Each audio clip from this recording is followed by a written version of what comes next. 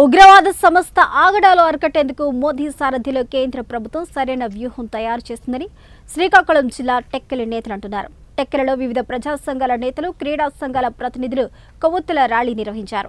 భారతీయులు ఎప్పుడూ భారతీయులేనని, ఆ కాల్పులో గాయపడిన ఎంతో మందిని ముస్లింలు మతాన్ని చూడకుండా తమ భుజాలపై మోసుకుంటూ బయటకు తీసుకొచ్చి వాళ్ళ స్వస్థలాలకు చేర్చారన్నారు ప్రజా సంఘాల నేతలు. మతం పేరు చెప్పి రెచ్చిపోవడానికి మేం బంగ్లాదేశ్లో పుట్టలేదు, భారతదేశంలో పుట్టాము అన్నారు. అంతకుముందు స్వామి వివేకానంద విగ్రహం ముందు అమరులైన వారికి సంతాపంగా కొవ్వొత్తుల ర్యాలీ చేసి సంతాపాన్ని తెలియజేశారు.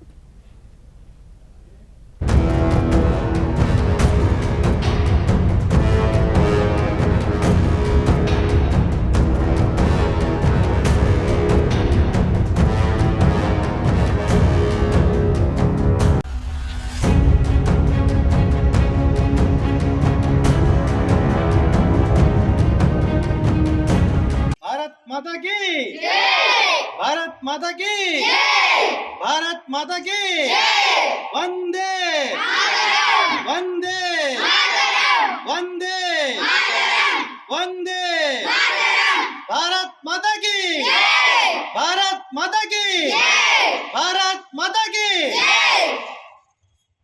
ఇటీవల కాలంలో అసలుకి మన భారతదేశం పైన ఏ దేశం కూడా కన్నెత్తి చూడలేని పరిస్థితిలో ఉండేది. కానీ ఒక్కసారిగా మన కాశ్మీర్ పైన ఈ జరిగిన దాడి మనకందరికీ ఉలికిపడినట్టు చేసింది. మోడీ గారి ప్రభుత్వంలో ఇప్పటివరకు కూడా మనం సురక్షితంగా ఉన్నామని అనుకున్నాము.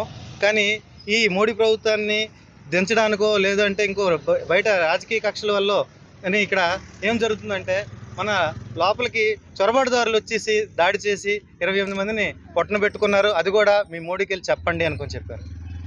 మోడీకి చెప్పండి అని చెప్పడం అని కాదు, యాక్చువల్లీ వాళ్ళకి రేపు జరగబోయే పరిణామాల కోసం వాళ్ళకి తెలియట్లేదు. పాకిస్తాను ఈ ప్రపంచ పటంలో లేకుండా అయిపోయే రోజు కూడా వస్తుంది అని మీ అందరికీ తెలియజేస్తున్నాను. భారతదేశం అంటే ఏదో ఆషామాషి అనుకున్నారు వాళ్ళు. ముస్లిమ్స్ అంతా మా వైపు అనుకున్నారు. భారతదేశంలో ఉండే ముస్లిమ్సే చాలామంది పాపం గాయపడిన వాళ్ళకి తీసుకుని వెళ్ళారు. అంటే that is Indian Muslims. Indian Muslims అంటే వాళ్ళకి ఏదో మేము బంగ్లాదేశ్లో పుట్టామనుకున్నారా?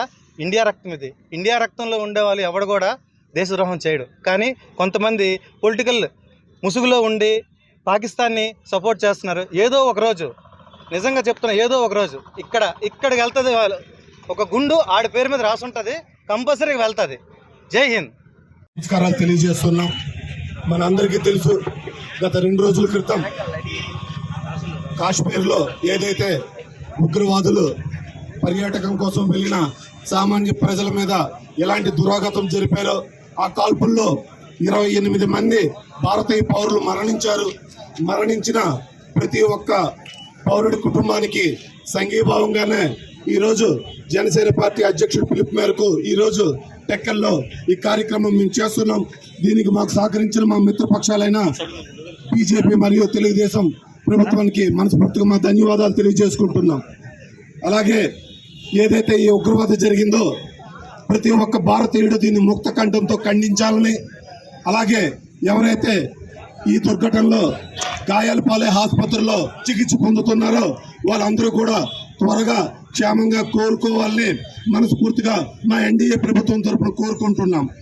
అలాగే ఏదైతే ఈ ఘటన జరిగిందో ఇటువంటి ఘటన భవిష్యత్తులో జరగకూడదని, దానికి అనుకూలంగా ఖచ్చితంగా కేంద్ర రాష్ట్ర ప్రభుత్వాలు బలమైన చట్టాలను తీసుకొచ్చి ఏ దేశం వాళ్ళైతే మన గడ్డ మీద ఈ దుశ్చర్యకు పాల్పడ్డారో వారిని అంతర్జాతీయ అన్ని దేశాల ముందు కూడా వారిని నిలబెట్టి వాళ్ళని ప్రపంచంలో ఏకాకిని చేసే విధంగా మన మోడీ